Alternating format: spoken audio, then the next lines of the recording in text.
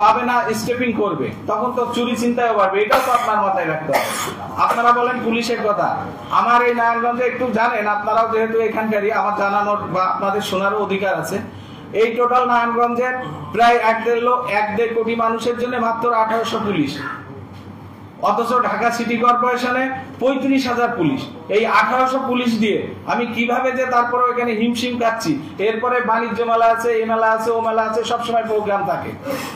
এখানে ট্রাফিকে আমি আসার পরে 55 জন নতুন করে ট্রাফিকে অ্যাড করেছি, আমি ডিআইজি স্যারের সাথে কথা বলে, যে বিভিন্ন পয়েন্টে দেওয়ার জন্য।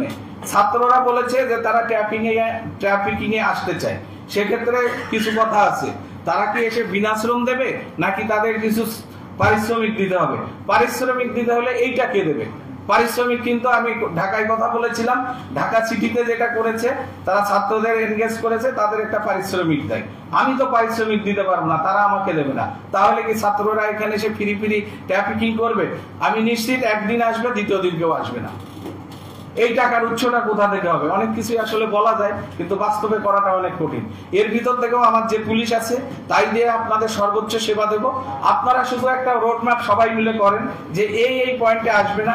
আর একটা কথা আপনাদের দিতে হবে যে আমার পুলিশ যদি বৈধ কাজ করে, বৈধভাবে কারো আটক করে, বৈধভাবে যদি তার ওই যে অন্যায় করার জন্য তাকে জরিমানা করে, সেই কাজেও আপনারা তাদের পিছনে যায় বাতাস দেবেন না।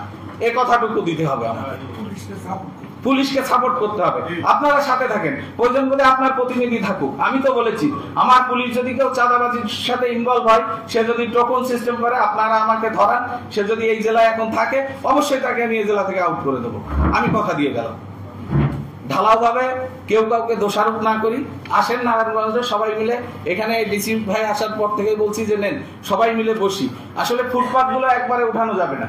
আমি প্রায়োরিটি বেসিসে যে অঞ্চলে বেশি যানজট হচ্ছে, ওখানে ফুটপাতের লোকগুলোরে প্রথমে আমি পিচের রাস্তাটারে ক্লিয়ার করি। এখন দেখি পিচের রাস্তাও ক্লিয়ার না, এখানেও বসতেছে। আগে তো ফুটপাতে বসছিল, বসতে বসতে এখন মানুষের চলাচলের রাস্তা। ফুটপাথটা আগে ক্লিয়ার হোক, প্রায়োরিটি বেসিসে, সব একবারে না। যেখানে বেশি যানজট হচ্ছে এই অঞ্চলে ফুটপাথটা না বসুক। এভাবে আমরা সবাই মিলে একটা ডিসিশন নিই। এক্ষেত্রে আপনারাও একটু আমাদেরকে সহযোগিতা করেন, তার কারণে এই শহরটাই কিন্তু আমরা চাকরি করতে আসছি, আমরা নিশ্চয়ই বদনাম কুড়াইতে আসিনি। এখানে এই শহরে আমরা চাকরি করতে আসছি, মানুষের সেবা দিতে আসছি। আমি তো সেদিন যাচ্ছি, আমি বলি দেখ, এই যে মানুষ যানজটে বসে আছে না, সব কিন্তু আমার মরা বাপ হয়ে গেল হচ্ছে।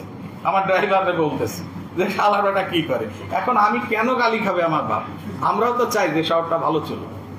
আপনারা আমাদের সহযোগিতা করেন যারা আছেন এখানে।